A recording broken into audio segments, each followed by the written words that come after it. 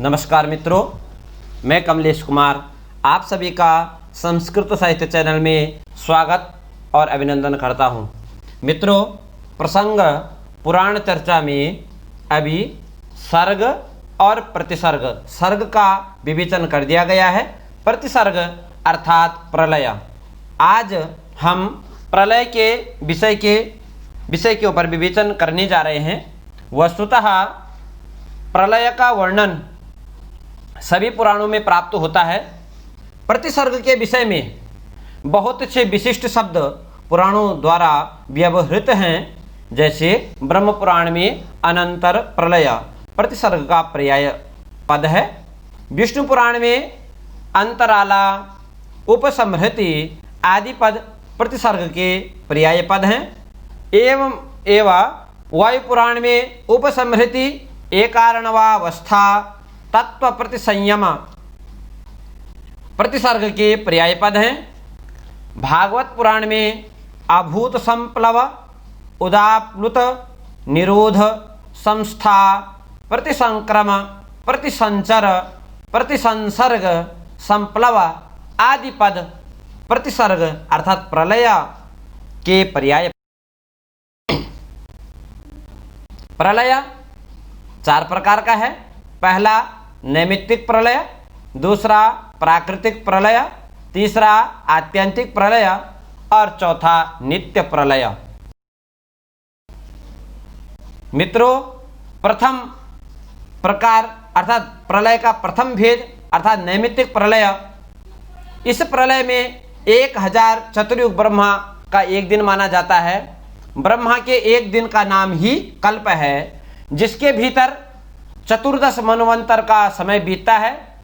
कल्प के बीत जाने पर उतने काल के लिए प्रलय भी होता है। इसी प्रलय को ब्रह्मा की रात्रि भी कहा जाता है।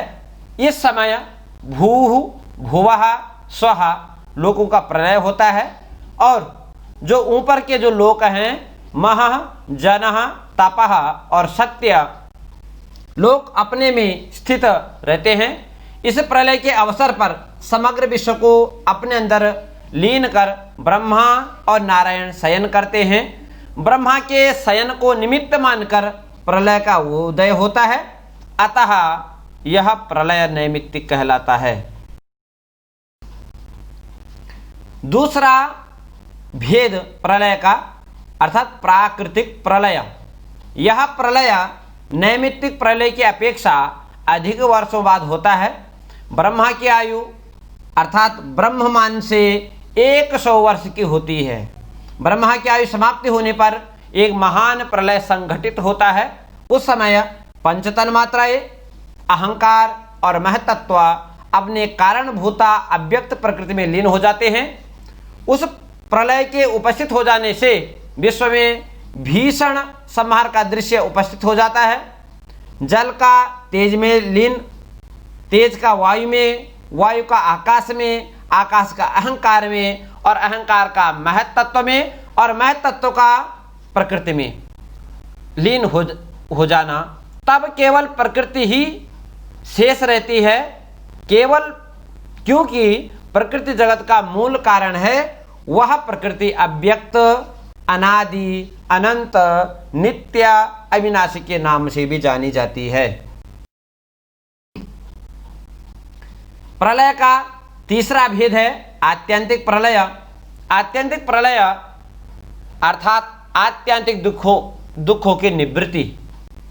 त्रिविध दुखों के अर्थात दैहिक, दैविक और भौतिक दुखों की जो निवृत्ति लौकिक आनुश्रविक उपायों से हो जाती है, किंतु सदा सर्वदा के लिए नहीं होती है, अपितु कुछ काल के लिए दुखों की निवृत्ति अवश्य होती है। जैसे बादल तथा सूर्य का व्यवहार के द्वारा उदाहरण दिया जा सकता है। जैसे बादल सूर्य से उत्पन्न होता है और वह प्रकाशित भी किसके द्वारा होता है? सूर्य के द्वारा प्रकाशित होता है। फिर भी वह सूर्य के ही अंशभूत नेत्रों के लिए उसके दर्शन रूपी नेत्रों को क्या होता है? बाधक बनता है। उसी प्रकार से अहंकार कहाँ से उत्पन्न होता? ब्रह्म से उत्पन्न अहंकार होता है। ब्रह्म से ही प्रकाशित होता है। ब्रह्म के अंशभूत जीव के लिए ब्रह्म स्वरूप के साक्षात्कार में क्या हो जाता है, बाधक बन जाता है। परंतु जब जीव के हृदय में जिज्ञासा उत्पन्न होती है तो आत्मा की उपाधि अहंकार नष्ट हो जाता है और जीव को अपने स्वरूप का बोध हो जाता है।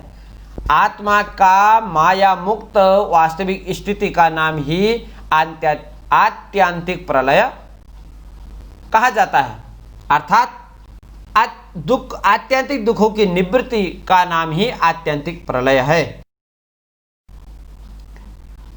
चौथा भेद अर्थात नित्य प्रलय। पुराणों के अनुसार सृष्टि भी नित्य है और प्रलय भी नित्य है। ब्रह्म से लेकर के और तृण पर्यंत पदार्थ हर समय पैदा उत्पन्न होते हैं और मृत्यु को प्राप्त होते हैं। संसार के परिणामी पदार्थ नदी प्रवाह आदि दीपशिखा के समान प्रतिक्षण बदलते रहते हैं, परंतु उनका यह परिवर्तन दृष्टिगोचर नहीं होता है। इस जैसे आकाश में तारे हर क्षण चलते रहते हैं, परंतु उनकी दृष्टिगोचर नहीं होती है। इस परिवर्तन का कारण भगवान की स्वरूप भूता काल शक्ति अर्थात समय की जो शक्ति है, जो अनादि है, अनंत है, उस शक्ति के कारण प्रतिक्षण में परिवर्तन होता रहता है, परंतु वह इतना सूक्ष्म और दुर्बोध है कि मनुष्य की बुद्धि के द्वारा वह स्पष्ट ग्राह्य नहीं होता है। इस प्रकार से प्रतिक्षण जायमान इस विनाश को नित्य प्रलय के नाम से जाना जाता है। इस प्रकार से प्रलय के चार भेद। पहला भेद नैमित्तिक, यह प्रलय ब्रह्मा के एक दिन व्यतीत होने पर होता है, अर्थात एक कल्प व्यतीत होने पर यह नैमित्तिक प्रलय होता है। दूसरा प्राकृतिक प्रलय। प्राकृतिक प्रलय ब्रह्मा की आयु जब ब्रह्मा की आयु शतायु मानी जाती है, अर्थात 100 वर्ष की ब्रह्मा की आयु होती है ब्रह्ममान से, तो जब शेष संपन्न हो जाती है ब्रह्मा जी की, तब प्राकृतिक प्रलय होता है। तीसरा भेद है आत्यंतिक प्रलय। आत्यंतिक दुखों की निवृत्ति ही आत्यंतिक प्रलय कही जाती है। चौथा भेद है नित्य प्रलय, अर्थात प्रतिक्षण जायमान विनाशी नित्य प्रलय से जाना जाता है। आज मित्रों प्रलय पुराण में प्रलय की प्रक्रिया कैसी चलती है उसमें विचार किया गया। अस्तु, धन्यवादः, नमो नमः।